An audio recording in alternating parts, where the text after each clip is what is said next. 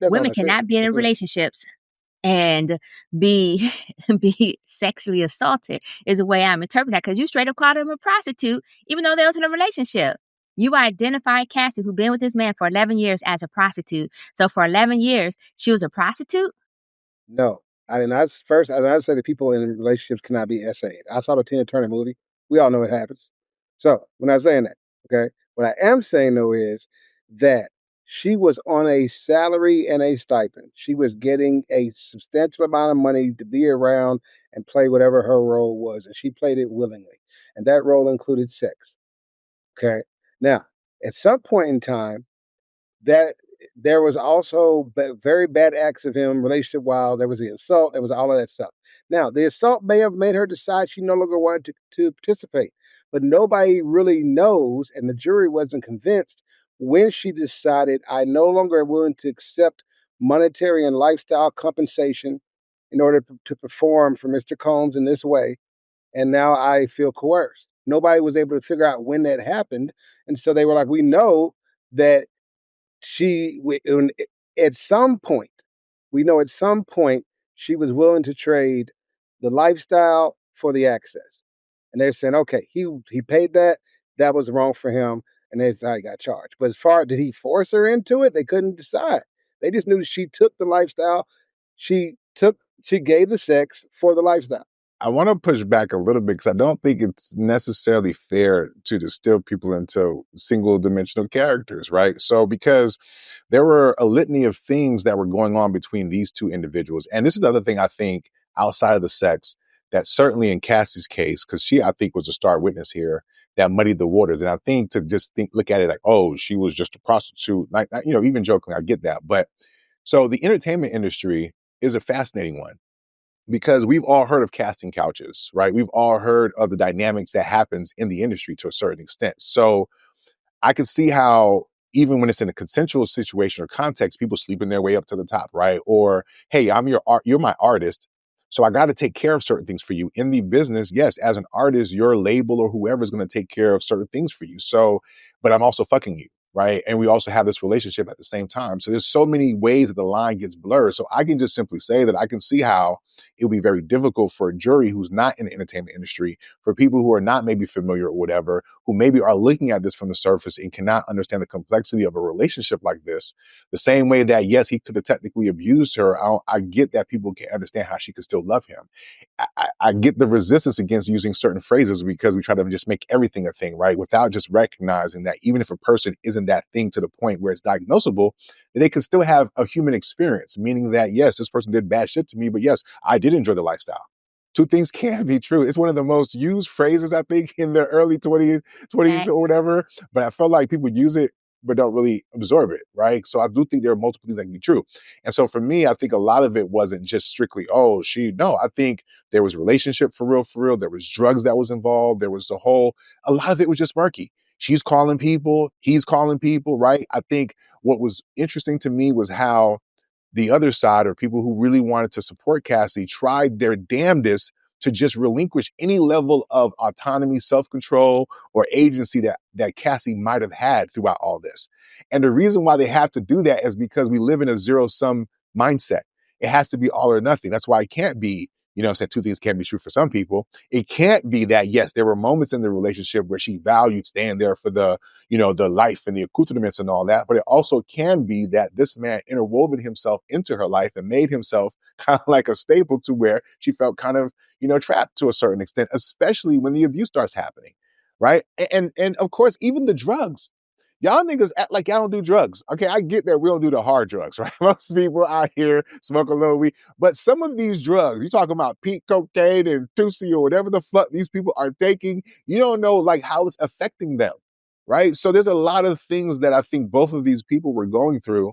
And the jury had a really hard time of trying to be in their minds at each and every step along the way, which is why I think, unfortunately, she was just a really difficult witness, despite how sympathetic she might have been, because there were certain things that she acknowledged or that was exposed that said, yeah, she might have been a hoe for real, right? But I'm just saying, for me personally, I don't necessarily have to go there. I can still understand the complexities and recognize there was enough reasonable doubt. And that really, to me, was a standard. The fact that we have to go deeper down the road in order to reach that standard is fascinating to me. I think it says a lot about us, right? Because you can simply say, hey, there's enough reasonable doubt here. And then for people who said that during this case, the other side made it seem like, oh, you're supporting Diddy. You know what I'm saying? Some of us don't give a fuck enough to support either side. But because we don't give a fuck enough, it allows us to be a little bit more objective, right? And so therefore, there are some of us who feel vindicated in terms of the outcome. You know what I mean? So let me ask y'all this though, right? Wait. Go ahead. Before you ask this, I wanted to answer a question earlier. It actually wasn't a question. It was actually one of your statements pertaining to women actually not being in Cassie's shoes and whatnot.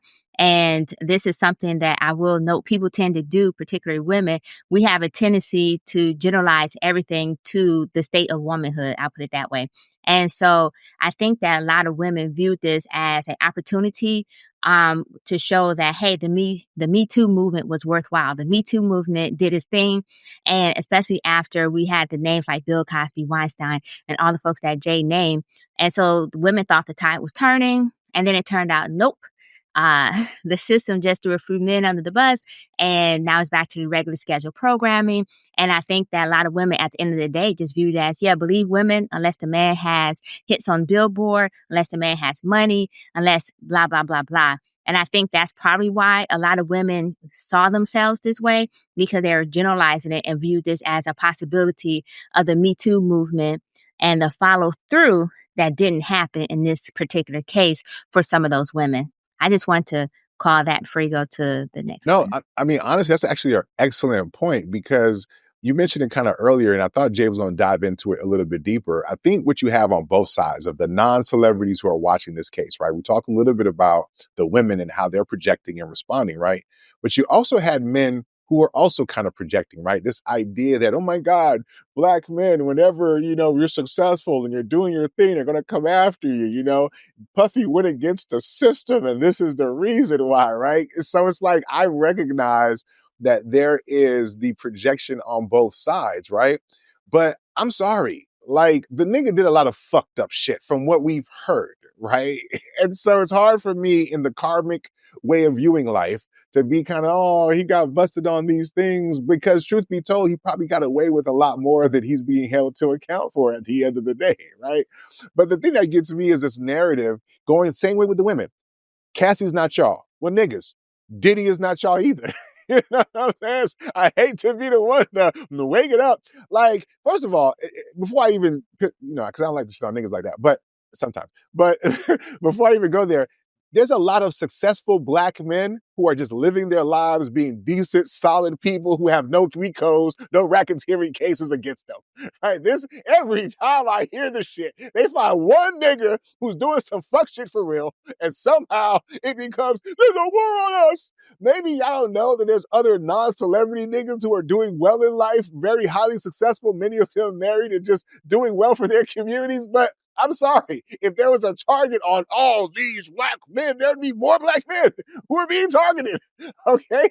It's not the niggas who do some fuck shit and then get caught. Yes, the case was weak. Yes, they overcharged, but cry me a fucking river, right? Get the fuck out of here. So let's dispel that bullshit in regard to every Black man. No, it ain't every Black man. Obama's still out here. He's still doing what he do. Now, back to the mess of y'all niggas, okay? Because just like the women, fellas, I feel you. But to that point, to Jay's point, if you out there handling your business, following the rules and the laws. Listen, freak-offs are not illegal. What the fuck is wrong with y'all? Okay? Having sex, living the life, Jay can tell you more about that, just in general, yeah, right? But people live their lives illegal ways. They're not out here breaking the law. They're not out here distributing drugs. Well, it depends if some little weed or shit. But I'm just, I don't know for sure. This way. But my point is that freak-offs are not illegal, right? So people can move a certain type of way without going down the rabbit hole of illegality. What's so hard for people to understand about that, right? But y'all niggas ain't Diddy, okay? Most of y'all ain't barely getting freaked, let alone to have a freak off. What the fuck are we talking about, okay? So y'all out here on Clubhouse, yeah, man, Diddy, I told you that whole, yeah, get the fuck out of here. If you had a chance to be with Cassie, you'd wipe her ass up. Y'all niggas, no matter what you call it, y'all gotta stop.